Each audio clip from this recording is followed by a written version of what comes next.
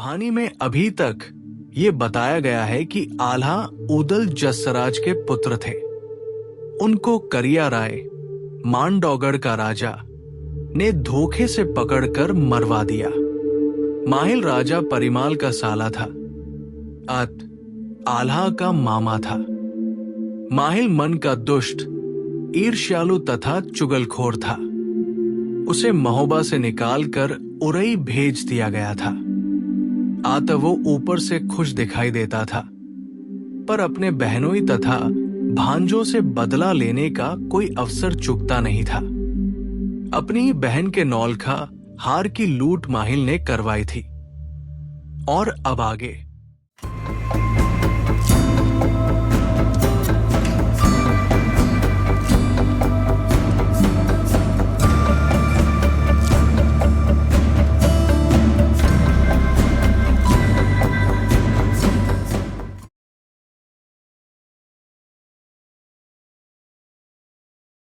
हस्तिनापुर के राजा अनंगपाल तोमर का राजा कामध्वज से युद्ध हुआ।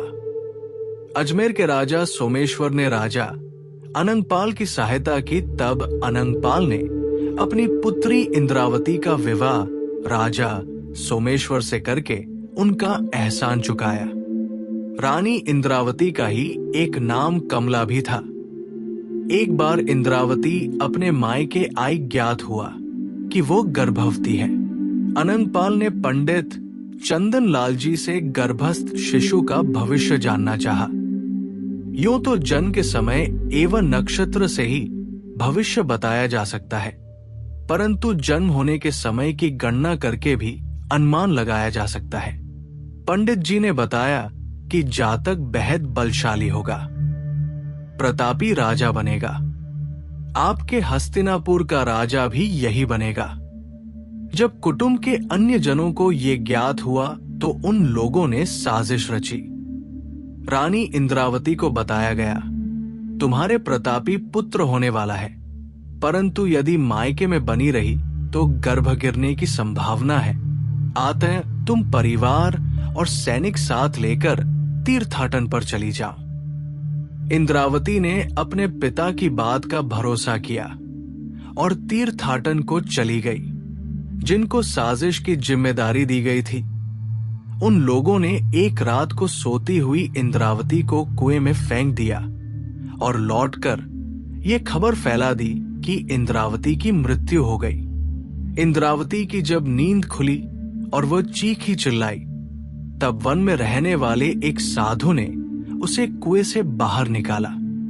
इंद्रावती ने अपने पिता अनंगपाल तथा पति सोमेश्वर का परिचय दिया। योगी अश्वत्थामा ने रानी को पतिगृह या पितृगृह जाने की इच्छा पूछी तो इंद्रावती ने कहा, महाराज, आपने मुझे जीवन दान दिया है, अब आप ही मेरी रक्षा करें। मैं कहीं और नहीं जाना चाहती। योगी सन्यासी तो स्वभाव से ही परोपकारी होते हैं। इंद्रावती की प्रार्थना स्वीकृत हुई। पृथ्वीराज का जन्म संवत 1132 में वन में ही हुआ। अश्वत्थामा सन्यासी ने ही पृथ्वीराज का नामकरण तथा पालन पोषण किया। गुरु बनकर धनुष बाण चलाने सिखाए तथा अच्छे संस्कार भी दिए।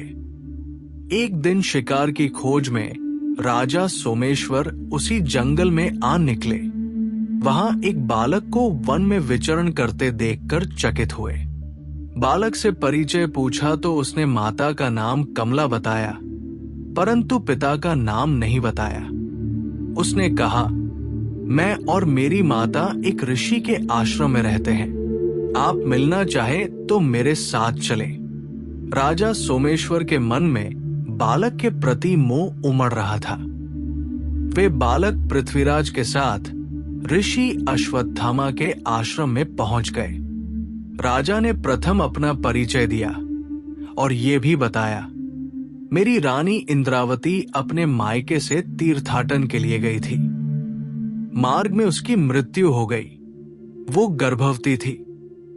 यदि उसके भी पुत्र होता तो इतना ही बड़ा होता। इतना कहकर राजा रुआसा हो गया। रानी इंद्रावती भी पति को पहचान चुकी थी। उसकी गाथा सुनकर वो भी रो पड़ी। तब अश्वत्थामा मुनि ने बताया कि रानी के साथ साजिश रची गई थी। उसे जीवित ही कुएं में फेंक दिया गया था।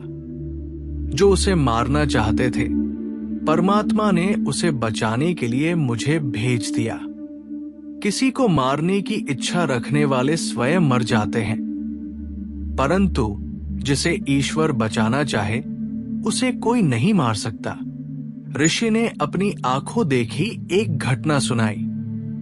एक कबूतर कबूतरी पेड़ की डाल पर मौज से बैठे थे। तभी एक शिकारी की निगाह उन पर पड़ी।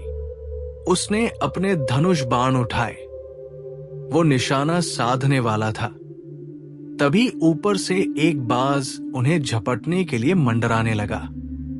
बाज कबूतरों को अपना भोजन बनाना चाहता था।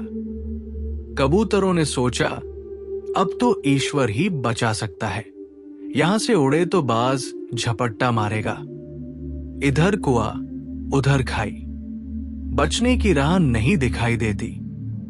तभी पेड़ की जड़ से सर्प निकला और शिकारी को डस लिया। शिकारी का निशाना हिला और बाण बाज को जाकर लगा। बाज धरती पर आ गिरा। तब तक शिकारी भी धरती पर लोट पोट हो चुका था।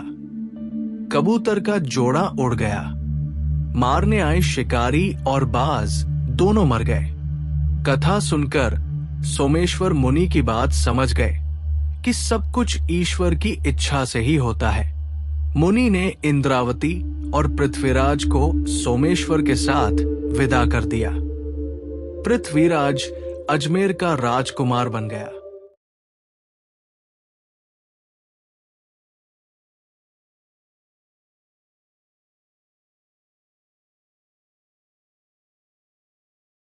पृथ्वीराज की कहानी हमारा लक्ष्य नहीं है, परंतु वो अजमेर से दिल्ली कैसे आया तथा पंडित चंदन लाल की भविष्यवाणी कैसे पूर्ण हुई, ये बताना आवश्यक है।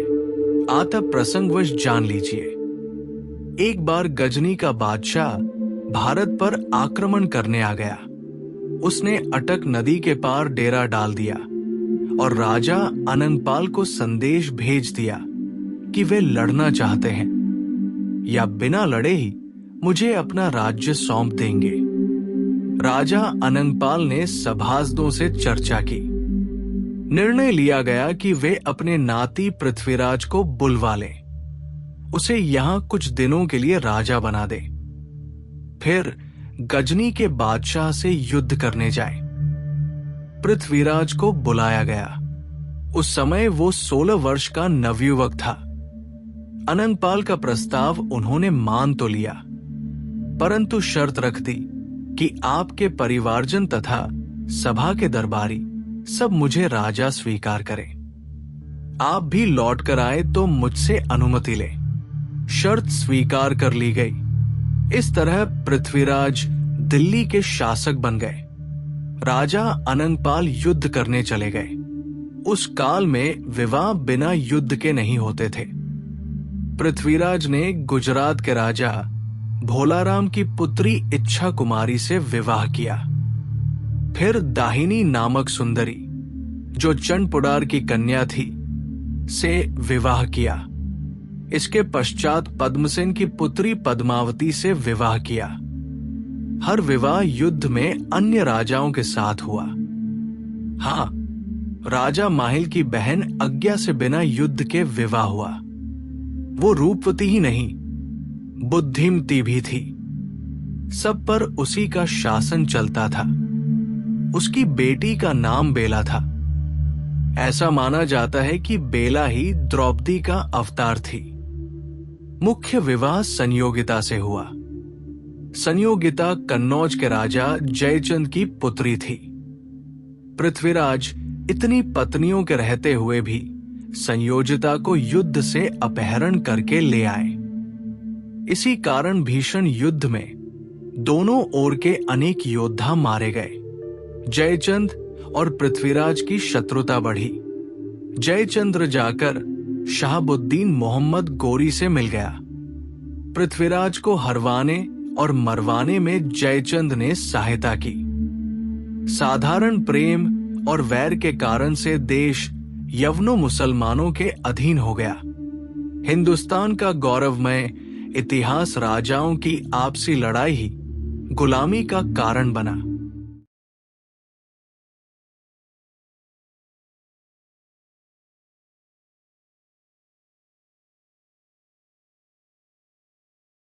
जसराज ही दसराज कहलाता था। वनवासी होने के कारण उन्हें बनाफर कहकर भी पुकारा जाता था। जसराज का विवाह देव कुंवर से हुआ था। उसी की प्रथम संतान होने पर राजा परिमाल ने पंडितों को बुलाकर उसका नामकरण करवाया तथा भविष्य पूछा। पंडितों ने कहा कि बालक सिंह लग्न में जन्मा है। सिंह के समान निर्भय वीर होगा। वीरता एवं धर्म पालन में सबसे उत्तम होगा। अत इसका नाम आल्हा रहेगा। राजा परिमाल ने प्रसन्न होकर पंडितों को दक्षिणा और पुरस्कार दिए। आल्हा का विवाह नैनागढ़ के राजा नेपाल सिंह की सुंदर कन्या सुलक्षणा के साथ हुआ था, जिसका एक नाम मछला भी था। आल्हा ने अनेक युद्ध किए, परंतु कभी हार का मुंह नहीं देखा। आल्हा को युधिष्ठिर का अवतार माना जाता है। आल्हा ने कभी अधर्म तथा अन्याय नहीं किया। दसराज और देव कुंवरी का दूसरा पुत्र था उदल। राजा परिमाल ने इसके लिए भी पंडित बुलवाकर भविष्य पूछवाया। वो महान वीर होगा, ये जानकर राजा प्रसन्न हुआ। परंतु मां देव कुंवरी उदल के जन्म से दुखी थी, चूंकि उसके जन्म से पहले ही दसराज और बच्छराज को करिया राय चुरा कर ले गया था और उनके सिर काटकर वट वृक्ष पर टांग दिए थे। इस तरह उदल का जन्म पिता की मृत्यु के पश्चात हुआ था। तभी वो इसका जन्म अशुभ मान रही थी। इस बालक को उसने अपनी दासी को पालने के लिए दे दिया था, क्योंकि वो उस बालक को देखना नहीं चाहती थी। दासी ने उदल को ले जाकर महारानी मल्हना को सौंप दिया। रानी ने ही बड़े प्रेम से आल्हा उदल दोनों का पालन पोषण किया। उदल को भीम का अवतार माना जाता है। उसमें भी शारीरिक बल सैकड़ों हाथियों के बराबर बताया गया है। उदल भी युद्धों में केवल जीतने के लिए जन्मा था। राजा परिमाल की रानी मल्हना के गर्भ से भी एक पुत्र का जन्म हुआ। अधेड़ अवस्था में पुत्र जन्म से राजा का प्रसन्न होना स्वाभाविक था। राजकुमार के जन्म से पूरे महोबा में ही प्रसन्नता की लहर दौड़ गई। ज्योतिषियों ने बताया कि मेष लग्न में सूर्योदय के समय रोहिणी नक्षत्र में तथा वृष राशि में जन्मा ये बालक अत्यंत तेजस्वी होगा। इसी अक्षय तृतीया के दिन ऋषि परशुराम का भी जन्म हुआ था। अरिष्ट ग्रह पूछने पर ज्योतिषी बोले, संसार में कोई व्यक्ति ऐसा नहीं है जिसके सब ग्रह श्रेष्ठ हो। एक आध नेष्ट ग्रह तो हो ही जाता है। उन्होंने बताया कि स्त्री पक्ष नहीं है। स्त्री के कारण ही इसका प्राणांत भी हो सकता है। बालक का नाम ब्रह्मानंद रखा गया। इसे वेदज्ञ पंडितों ने अर्जुन का अवतार माना है। पृथ्वीराज की पुत्री बेला कुंवरी से इसका विवाह होना तय हुआ था। पृथ्वीराज के सब वीर मिलकर भी ब्रह्मानंद को नहीं हरा सके। तब माहिल ने अपनी दुष्टता का परिचय दिया और पृथ्वीराज को बचपन में प्राप्त अश्वत्थामा मुनि के दिए उस अर्धचंद्राकार बाण की याद दिलाई, जिसका वार कभी खाली नहीं जा सकता था। वही तीर ब्रह्मानंद की मृत्यु का कारण बना। इस प्रकार श्री कृष्ण भगवान ने अर्जुन को पृथ्वीराज रूपी दुर्योधन के द्वारा युद्ध में मरवाकर दोनों की पिछले जन्म की युद्ध पिपासा को तृप्त किया। कन्नौज के राजा वीरवर जयचंद्र का अनुज रतिभानु भी महान वीर था। युद्ध में उसका कौशल देखते ही बनता था। उसी का सुपुत्र विशाल नेत्रों तथा सुंदर मुख वाला हुआ। लाखों में एक होने के कारण उसका नाम लाखन रखा गया। बूंदी शहर के राजा गंगाधर राव की राजकुमारी कुसुमा से इनका विवाह हुआ था। उसकी मृत्यु पृथ्वीराज के बाणों से हुई। लाखन को नकुल का अवतार माना जाता है। जसराज के भाई बच्छराज की रानी तिलका ने बच्छराज की मृत्यु के पश्चात मलखान को जन्म दिया। राजा परिमाल ने पंडितों से पूछा तो ज्ञात हुआ कि ये बालक भी सिंह लग्न में उत्पन्न हुआ है। सिंह के समान निर्भय तथा वीर होने की तो भविष्यवाणी थी ही। एक विशेष बात और थी कि इसके पाव में पद्म का चिन्ह है। ये किसी अन्य के शस्त्रों से नहीं मरेगा। जब इसके पाव का पद्म फटेगा तभी इसकी मृत्यु होगी। ये बालक देवी का सच्चा भक्त होगा तथा देवी से वरदान भी प्राप्त करेगा। वास्तव में मलखान बड़ा वीर और देवी भक्त हुआ।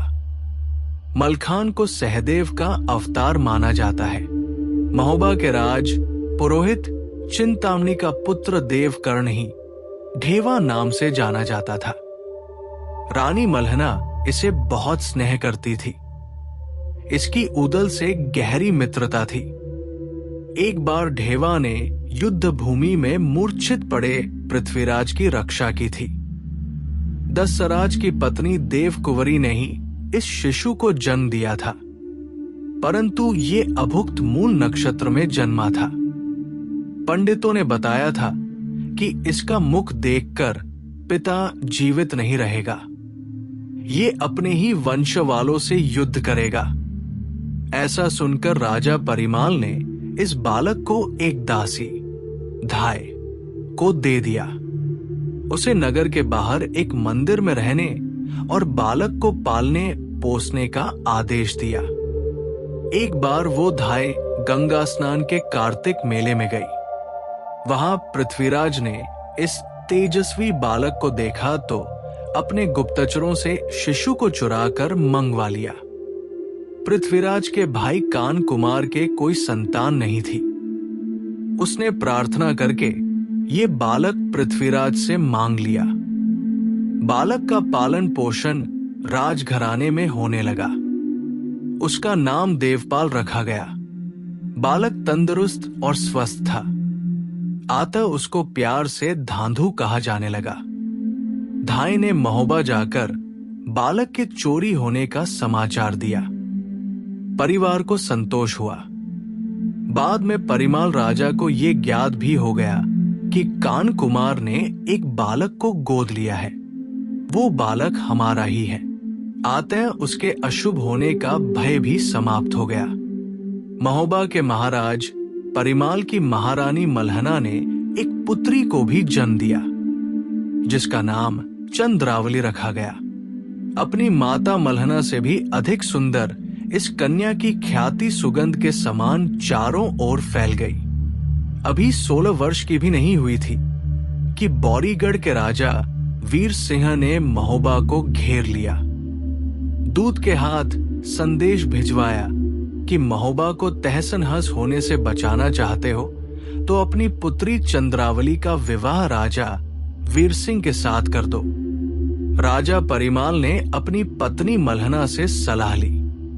मल्हना सुंदर ही नहीं, बुद्धिमती भी थी। उसने कहा, महोबा के महाराज परिमाल की महारानी मल्हना ने एक पुत्री को भी जन्म दिया, जिसका नाम चंद्रावली रखा गया। अपनी माता मल्हना से भी अधिक सुंदर इस कन्या की ख्याति सुगंध के समान चारों ओर फैल गई। अभी 16 वर्ष की भी नहीं हुई थी कि बौरीगढ़ के राजा वीर सिंह ने महोबा को घेर लिया। दूत के हाथ संदेश भिजवाया कि महोबा को तहस-नहस होने से बचाना चाहते हो तो अपनी पुत्री चंद्रावली का विवाह राजा वीर सिंह के साथ कर दो। राजा परिमाल ने अपनी पत्नी मल्हना से सलाह ली। मल्हना सुंदर ही नहीं, बुद्धिमती भी थी।